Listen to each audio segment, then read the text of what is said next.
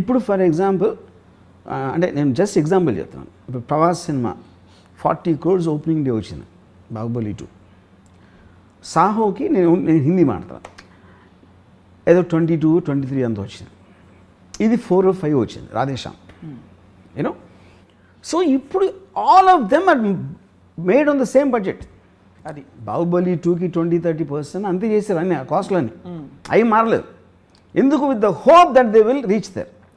ఈ మ్యాసివ్గా పడిపోయి ఇట్ విల్ ఇంకర్ లాసెస్. ఆ లాసెస్ ఎవరికి వస్తున్నాయి? 2 or 3 వస్తాయి, హ్యాండ్ఫుల్ ఆఫ్ పీపుల్ లెట్స్ సే.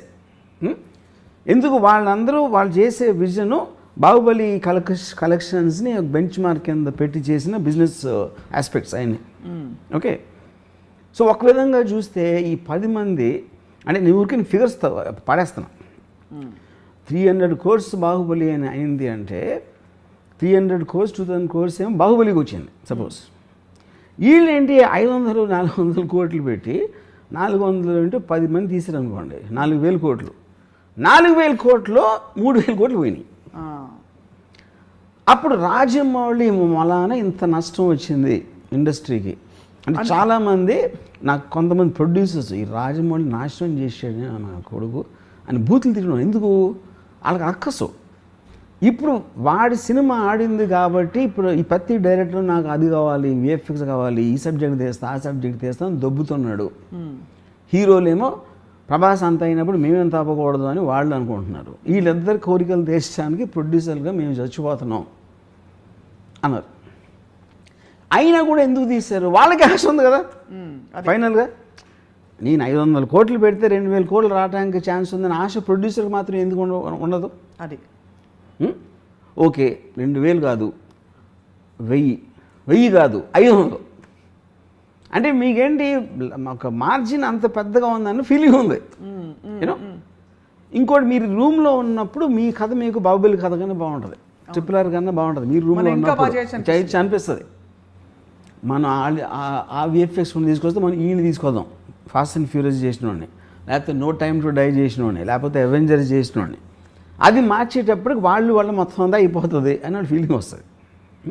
ఇది కూడా actually it was not like a new thing. Sholay వచ్చినప్పుడు జరిగింది అది. అప్పుడు ఒక చాలా పెద్ద producer, forgot his name, burning train అని తీసాడు ఒక సినిమా. అవును, గుర్తుంది.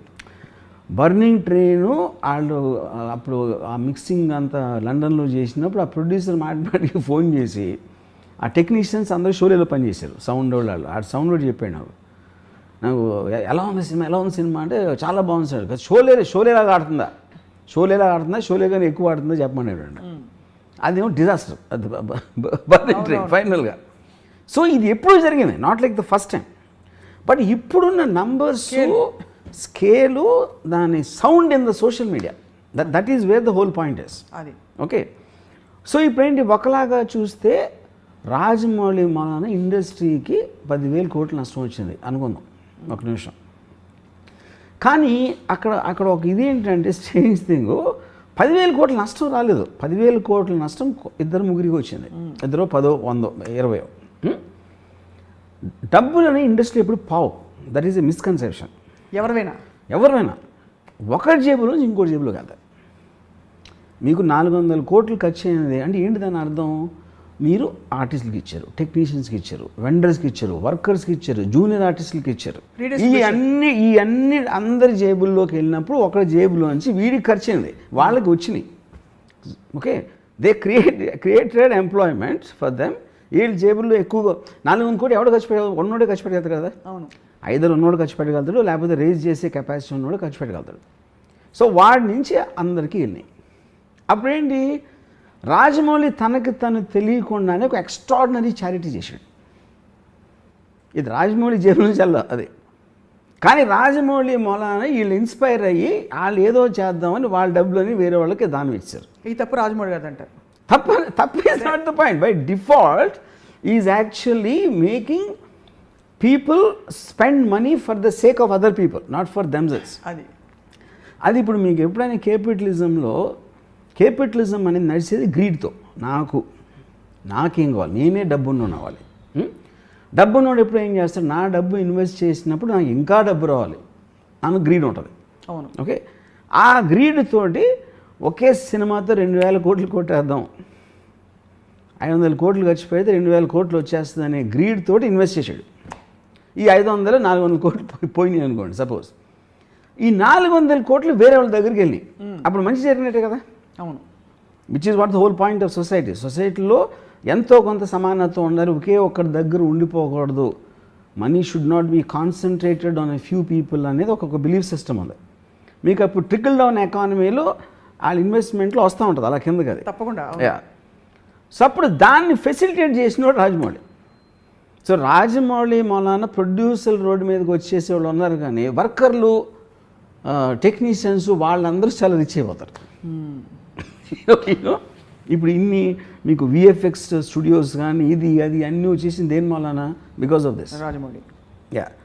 సో అది తను కావాలని చేస్తున్నాడా అది పాయింట్ కాదు. ఇప్పుడు ఎప్పుడైనా మీరు ఈవెన్ ఒక ఎనీ పర్సన్ అతనికి ఉన్న యాటిట్యూడ్ అతను చేసిన దాని గురించి మీకు సైడ్ ఎఫెక్ట్స్ లాగా వస్తాయి, కానీ ఆ టార్గెట్ రాజమౌళికి ఉంటుందని నేను అంటలా. That is not the point. But by default he's working for the welfare of the people in a strange way. So ఒక ఆల్మోస్ట్ ఒక రాబిన్ హుడ్ లాగా. Ya, you can say Robin Hood, like ఫినామిననే కదా, unintentional Robin Hood. Unintentional Robin Hood ఉన్నోళ్ళ దగ్గర నుంచి. నాకు I like this Rajamouli Robin Hood అంటారు. కరెక్ట్. అంటే గొప్పోళ్ళ దగ్గర నుంచి డబ్బులు కొట్టేసి బేదోళ్ళకి పనిచేయటం. కానీ ఇక్కడ ఒకే డిఫరెన్స్ ఏంటంటే తను కొట్టేయకుండా వాళ్ళతో వాళ్ళే కొట్టేయించబడి వాళ్ళే వాళ్ళని దోచుకుని ఇచ్చేస్తున్నారు పేదలకి. యా, దీని ఎగ్జాంపుల్ ఎక్కడ చూశానంటే నేను, యా దట్స్ పాయింట్. ఇప్పుడు నానా పాటేకర్ ఒక అలవాటు ఉండదు ఆయనకి, ఏదో ఒక బాబా ఏదో సమ్ కైండ్ ఆఫ్ ఏ ఒక ఆశ్రమం, బాబా అంతే హిజ్ నేమ్ ఇస్. రెమ్యునరేషను నానా పాటేకర్ 4 కోట్లు తీసుకుంటే 2 కోట్లు ఆ ఆశ్రమంకి ఇవ్వాలి. ఇది ప్రొడ్యూసర్. ఓకే, అప్పుడు ఏం చేస్తాడు నానా పాటేకరు? ఆ 2 కోట్లు ప్రొడ్యూసర్ ఇప్పిస్తాడు. నేను ఇస్తానని చెప్పట్లా, నాకు 2 కోట్లు చెక్కు, 2 కోట్లు ఏమి దానికి ఇమ్మంటాడు. ఓకే, అప్పుడు నానా పాటేకర్ కావాలి. నానా పాటేకర్ 2 కోట్ల 4 కోట్ల పాయింట్ కాదు అది. ఈ 4 కోట్లు ఒప్పుకుంటే ఆడు ఎవరెవరికి ఇమ్మంటే అడిగేస్తాడు. అవును. నానా పాటేకర్ ఉద్దేశం ఏంటంటే వీళ్ళలో గిల్ట్ తెప్పించాలని. అతనే ఇప్పిస్తే దీన్ని నేర్చుకుని ఇంకో 10 మంది చేస్తారని. అప్పుడు అప్పుడు ఏంటి ఇంకోటి ఏంటంటే Rajamouli one of the biggest, అంటే తనకున్న ఒక డేంజరస్ వెపన్ ఏంటంటే సైలెన్స్. అవును, అంతేగా. అప్పుడు తను చెప్పడు ఎప్పుడు ఏమి చేస్తే అసలు సినిమా హిట్ అవుతుంది, సినిమా హిట్ అవ్వటానికి రహస్యం ఏంటని చెప్పడు. అని ఫస్ట్ ఆఫ్ తను చెప్పాల్సిన అవసరం లేదు, అది వేరే విషయం. అప్పుడు ఏమవుతుందంటే తను చెప్పకపోయేసరికి వీళ్ళు ఊహించుకోవడానికి ఛాన్స్ ఉంటుంది. వీళ్ళు రకరకాలుగా ఊహించుకుంటారు. ఇప్పుడు ఫర్ ఎగ్జాంపుల్ నేను ఎప్పుడైనా రాజమౌళితో మాట్లాడినప్పుడు మెసేజ్ ఏదో నేను అడుగుతాను క్వశ్చన్, దానికి తను ఏదో చెప్తాడు. ఇప్పుడు నేను బాహుబలి సినిమాలో ఎంత విజువల్ గ్రాండియర్ ఉన్నా, ఎంత ఎక్స్ట్రాడినరీ విఎఫ్ఎక్స్ ఉన్నా కూడా ఫైనల్గా బ్లడ్ అండ్ స్వెట్ ఉంటుంది. That is the relatable factor. ఒక హ్యూమన్ బీయింగ్కి రిలేటబిలిటీ ఫ్యాక్టర్. ప్రభాస్ దెబ్బలాడుతున్నప్పుడు అతను చెమట లేకపోతే కొట్టినప్పుడు రక్తం, ఆ ఆస్పెక్ట్లో మీకు ఆ ప్రభాస్ క్యారెక్టర్కి విపరీతంగా మనం కనెక్ట్ అయిపోతాం దాంట్లో. అది ఇప్పుడు మీరు విఎఫ్ఎక్స్ ఇప్పుడు ఈ రాధేశ్యామ్లో కానీ లేకపోతే మన ఆదిపురుష్ టీజర్లో you don't find that. That is the reason మీకు ఒక సడన్గా ఒక నెగిటివ్ ఫీడ్బ్యాక్ వచ్చేస్తుంది. అవును. ఇప్పుడు ఒక అమ్మాయి థియేటర్లో కూర్చుంటే she can fall in love with Prabhas in Baahubali. I don't think she will do that same in ఇప్పుడు చెప్పిన సినిమాలో ఆదిపురుష్. సో ఆ కైండ్ ఆఫ్ ఏ కొన్ని ఆస్పెక్ట్స్ అనేది మీకు పర్సనల్గా ఉంటాయి. ఇప్పుడు తను సైలెంట్గా వెళ్ళిపోయినప్పుడు వీళ్ళందరూ వీళ్ళు ఊహించుకొని వీళ్ళు తీసేసి ఇది జరుగుతుంది. కానీ దీని వల్ల సినిమాలు తీయటం మానేస్తున్నారా, ఇంతంత నష్టాలు వస్తున్నాయని ఎవరు చేయట్లా. ఎందుకంటే ఆల్రెడీ తను బెంచ్ మార్క్ చూపించడం ఉంది. You can't erase that fact. ఏ మంచి సినిమా వస్తే 2,000 చేయొచ్చు, 3,000 చేయొచ్చు అనేది చూపించేసాడు కాబట్టి అది ఫ్యాక్ట్ ఆఫ్ ద మ్యాటర్. దాన్ని మీరు ఏం చేయలేరు.